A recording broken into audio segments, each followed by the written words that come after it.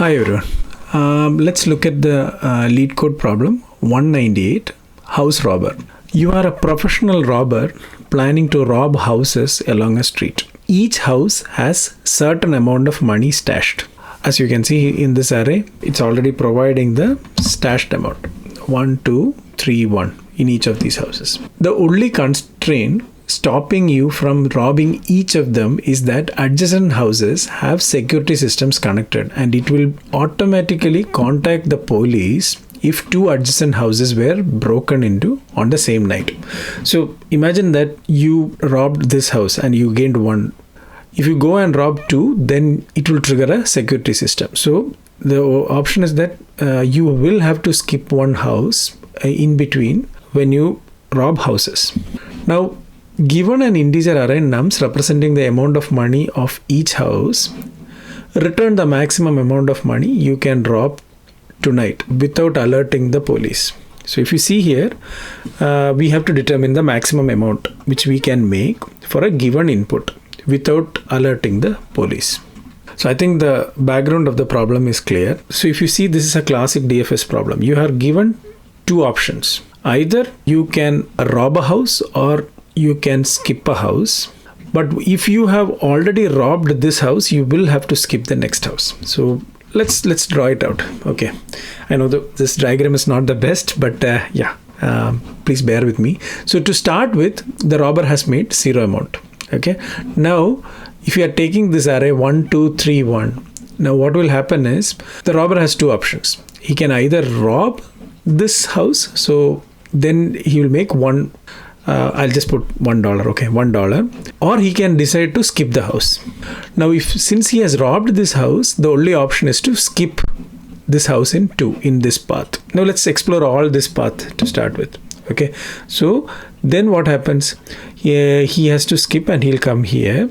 Here he has two options, either to rob or to skip. Now, if he robs, then the total profit he has is 4. Then he will have to skip the last house because he has robbed this house. So now that means the total profit he makes without getting caught is 4 here. Now, if you see here in this path, of course, he can he skips and comes over here, and he has two options here. So if you see this, there is a repeated work going on here, and we can improve the time here using caching. But before that, if I just use the DFS alone, the time complexity will be 2 raised to n. So since there are 2 decisions at any given point of time, and for n houses, the time complexity will be 2 raised to n. And space complexity will be n because n is the height of the tree. Now, if I do caching, then I can actually skip each of these paths. Because I already cached the best outcome for example 1 after I go through the path of 1. So when I mean 1, I mean that index. For example, in 2, what is the best possible path? So assuming that, then we will get a time complexity of order of n, and still the space complexity will remain order of n. Okay, we will code this, and we will also provide. We can also see how this can be done. But before that, I also wanted to touch base on the bottom-up approach here. So now, given this input 1, 2, 3, 1, now let's try to find the maximum amount that the robber can make if he has only one house. So the best he can make is amount is 1. Now, if he has just 2 houses, then the maximum of these 2 will give him the maximum amount. So here it will be 2. But assume that this was another case where this was 3,1 or something. Then the maximum amount at this point would have been 3. Now, if you have 3, when you come to this index, the maximum amount that robber can make is he can either rob the current house plus the amount he has made by skipping the previous house. So that is 1 plus 3 here. So you can see, right, 1 and 3. Or he can skip the current house and take the maximum amount he has made by robbing the previous house. So that is 1 plus 3, 2. So we will get 4 here. I hope this is clear. Now let's jump to the next step. I forgot an arrow here, sorry. So if this is 1, then if you see here, the maximum amount that the robber can make is 2 plus 1, so that is 3, comma 4. That is, in that case, he will skip the current house. So in that case, 4 will be the best amount. So what you will get is, basically the best amount the robber can make is 4. Now if you use this approach, now you can see the bottom-up approach with you can do it in a 1D array like this. So then the time complexity will be order of n and space complexity will be order of n. But if you see here, at any given point of time, you have dependency only with last 2 values. So if you just have a mechanism to track the last 2 values along with the index of the current input, then that is good enough for you to determine the cost at the current level. Assuming that approach, with a space optimized approach, our time complexity is not going to change, but our space complexity can be order of 1. I think I have given a lot of information here. Now let's just code this up so that it's more clear. We will code all the 3, basically all the 4 approaches. DFS with caching. Then we'll go with the bottom-up approach with a 1D array and a bottom-up approach with the space optimized. Now let's start with the DFS approach. So now I will just put DFS. So this, as we discussed earlier, has a time complexity of order of 2 raised to n and a space complexity of order of n. Okay, so let's write a private function for doing a DFS. Int DFS int I, so which will tell what is the current index. Then you just need nums.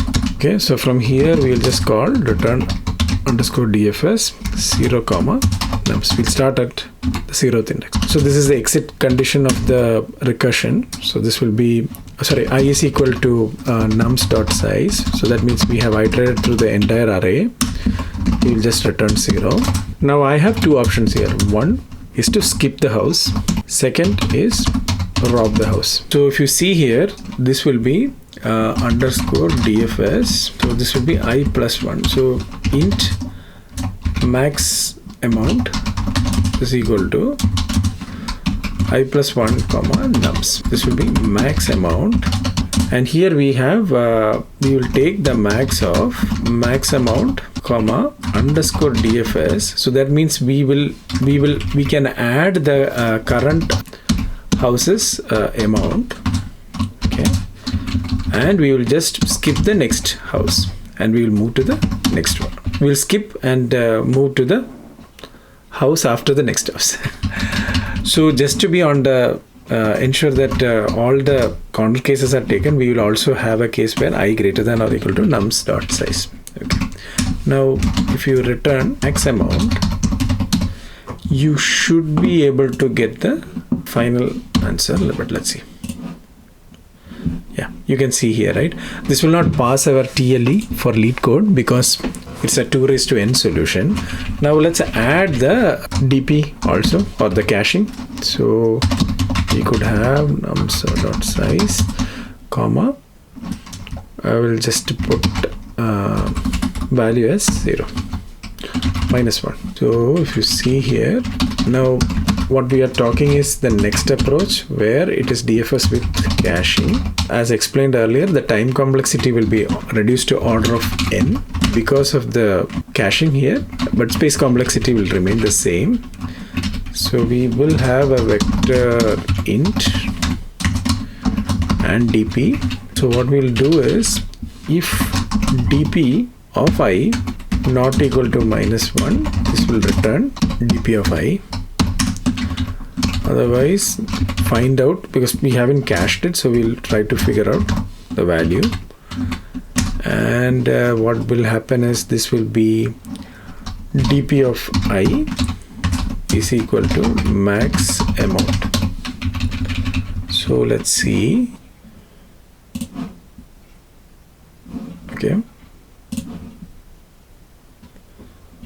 All right, but can we do better? So this was with the caching. Now let's do the other approach which I meant, which is the bottom-up approach without space optimization. So this will be bottom-up approach with the two. I'll just put with one DRA. So it will remain the same as the one related to caching, but this will be like a helpful for us to get a space optimized solution. Now let's see, right here, if you see, I'm just going to reuse this. Now dp of 0 is going to be nums of 0, and dp of 1 will be a max of, because either I can take the dp of 0 or I could take the current number. Yeah, this is one corner case because you don't have the I minus 2th element. So yeah, this is the way to take it. So we take the first two elements. I would also take a corner case out here. If nums dot size less than or equal to 1, then we can just return nums of 0. Okay, now what will happen is we can just iterate through. If int I is equal to 2, I less than nums dot size plus I.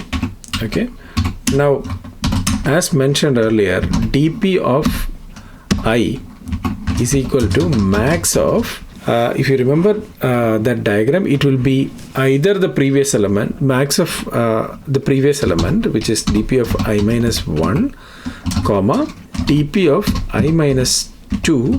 We skip the previous one, and also we can rob the current house and the house one before the previous house. So that is nums of I. And if we just return the last element, we should get the answer. I hope this is clear. So if we submit, this should be good. If you see, still the space complexity we could improve. So let's go back. If you see, it has only dependency on the last two values. So what we can do is, I can take this out and I can make this as int prev2 and this as int prev1. Okay. Now, then at this point, what we can do is we can back up int tmp is equal to prev1. And what we'll do is we will move pre1 over here, and we will take the previous value of pre1, and this will be we can just replace this with prev2, and at the end prev2 will be equal to prev1. So basically we are shifting here, and if I just return prev1, it will always contain the final data. Sorry, here this would be nums of 0. Okay, something went wrong. Let's see. Oh, my bad. Temp. This should be temp. Okay, so this is clear. Okay, let's just put those time complexities also. So this is actually bottom-up approach with pace optimization. So this was order of 1. I hope this is clear.